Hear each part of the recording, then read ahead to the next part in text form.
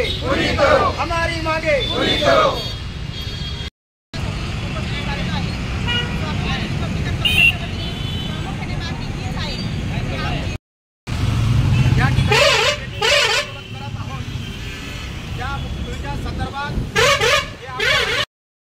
मुक्तीभूमी आमच्या हक्काची, नाही कोणाच्या बापाची, मुक्तीभूमी आमच्या हक्काची, नाही कोणाच्या बापाची, मुक्तीभूमीवरचं अतिक्रमण, मुक्तीभूमीवरचं अतिक्रमण, मुक्तीभूमीवरचं अतिक्रमण डॉक्टर आम्ही स्वाभिमानी रिपब्लिकन पक्षाच्या वतीने 4 तारखेला लेखी निवेदन दिलं होतं। आमच्या निवेदनात आम्ही स्पष्ट म्हटलं होतं की येवला मुक्तीभूमीवर जे असणारा कोर्टाच्या पाठीमागचा जो रस्ता आहे तो अतिक्रमणामध्ये येतो आणि उमेश पाटील ज्या टायमाला उपअभियंता होते टप्पा क्रमांक 2चे त्यांनी मोजमाप देखील त्या मुक्तीभूमीच्या कामाचं जागेचं केलं होतं आणि ती जे अतिक्रमण आहे त्या ठिकाणून ते हटवा। त्या बाजूने असणाऱ्या रस्त्याच्या बाजूला जे दोन तोरण गेट आणि वॉल कंपाऊंड होतं, परंतु तोरण गेट देखील बांधलं गेलं नाही आणि वॉल कंपाऊंड देखील त्या ठिकाणी केलं गेलं नाही। मात्र त्या ठिकाणी दिवसा ढवळ्या रासरोसपणे तार कंपाऊंड केला गेला, लिस्टिमेट प्रमाणे ते काम झालं नाही। ही गोष्ट आमच्या लक्षात आल्यानंतर आम्ही लेखी स्वरूपाचं निवेदन मान्य तहसीलदार साहेबांना दिलं। तहसीलदार साहेबांना मी यासाठी दिलं की तहसीलदार साहेब देखील त्या स्मारक समितीचे सदस्य आहेत।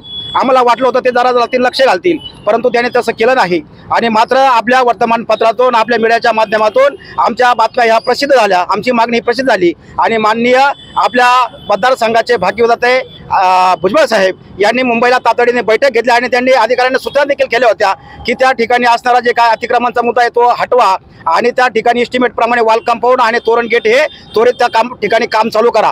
परंतु आम्हाला लेखी अधिकाऱ्यांना सांगितलं, परंतु अधिकाऱ्यांनी मात्र त्या ठिकाणी फक्त साहेबांचं ऐकून घेतलं, मात्र डोळे झाकपणा केला। त्या ठिकाणी साधा एक कडाही त्या ठिकाणी टाकला गेला नाही आणि म्हणून मग आम्ही पुन्हा एकदा 11 तारखेला लेखी निवेदन दिलं। आम्ही म्हटलं बाबा काय झालं, आमच्या निवेदनाचं काय झालं, मुक्तीभूमी आमची अस्मिता आहे, मुक्तीभूमी एक ऐतिहासिक स्थळ आहे आणि त्या ठिकाणी असली चालणारी मनमानी ही आम्ही खपवून घेणार नाही। परंतु तरी देखील त्यांनी कुठल्याही प्रकारचा आम्हाला दुजारा दिला नाही, किंबहुना आमच्याशी चर्चा करायला काल ते तयार झाले नाही। अक्षरशः आपल्या शहरातले पोलीस निरीक्षक महाजन साहेब हे कर्तव्यदक्ष अधिकारी आहे, त्यांना जेव्हा ही बातमी कळाली त्यांनी आमची मीटिंग लावली आणि संबंधित अधिकाऱ्यांना त्यांनी ज्या टायमाला कॉन्टॅक्ट करायचा संपर्क केला, अधिकाऱ्यांनी मात्र फोन उचलले नाही, डोळे झाकपणा केला। त्यांना वाटलं हे आंदोलन झालं पाहिजे आणि हा मुद्दा चिकळला पाहिजे। कदाचित स्वाभिमानी रिपब्लिकन पक्षाला आंदोलन करण्याला भाग पाडणारे हे येवल्यातले निकृष्ट दर्जाचे अधिकारी आहेत असं माझा त्यांच्यावर स्पष्टपणे आरोप आहे। आमची मागणी ही आहे, आमची मागणी प्रामुख्याने हीच आहे की ज्या ठिकाणी मंजुरीप्रमाणे त्या ठिकाणी तार कंपाऊंड ज्या लोकांनी केलं, ज्या अधिकाऱ्यांनी केलं त्यांच्याकडून तो शासनाचा खर्च वसूल करून घ्या आणि मंजुरीप्रमाणे त्या ठिकाणी 2 तोरण गेट आणि वॉल कंपाऊंड हे झालं पाहिजे। दुसरी आमची मागणी प्रामुख्याने ही आहे की ज्या संबंधित अधिकारी, काही लोक म्हणतात पार्टीचा आहे, काही निधी समाज कल्याणचा आणि काम देणारे सार्वजनिक बांधकाम विभागाचे, हे 3 टप्प्यामध्ये एकमेकाला टोलवाटोली केली आहे, त्या सदर अधिकाऱ्यांची ही चौकशी झाली पाहिजे। आमचा प्रामुख्याने आज मागणी, आम्ही या अधिकाऱ्यांच्या मनमानीच्या संदर्भाला कंट्रोल आम्ही आज मागणी करतोय। आमची मागणी ही आहे की ज्या ठिकाणी टप्पा क्रमांक 2च्या कामाचं हे जे ऑडिट आहे ते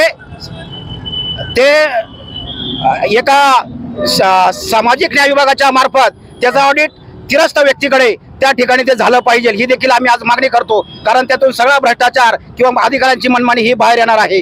जर कदाचित आजच्या हे आमच्या आंदोलनाची दखल जर कदाचित या अधिकाऱ्यांनी घेतली नाही, आजही तुम्ही बघा 1 तासापासून विंचूर चौफुलीवर आमचे शेकडो भीम सैनिक, आमच्या महिला या ठिकाणी आंदोलन करत आहे, तरी देखील अधिकारी येत नाही, फक्त पोलिसांचा फौजफाटा या ठिकाणी उपस्थित आहे। आणि म्हणून त्यांना शे देण्यासाठी मी येवल्यातील समविचारी आंबेडकरी संघटना असतील किंवा समविचारी पक्ष असतील किंवा राजकीय पक्ष असतील, नाइलाजाने मला त्यांना देखील बरोबर घ्यावं लागेल आणि नाइलाजाने येवल्याच्या मुक्तीभूमीसाठी आम्हाला पुन्हा एकदा येवल्यात या ठिकाणी ऐतिहासिक असं आंदोलन करावं लागेल। जर कदाचित या येवल्याच्या आंदोलनाला हिंसक वळण जर लागलं, येवल्याचं आंदोलन जर स्फोटक झालं तर त्याला या ठिकाणी असणारे जे अधिकारी आहे ते जबाबदार राहतील, हा देखील या निमित्ताने मी त्यांना इशारा देऊ इच्छितो।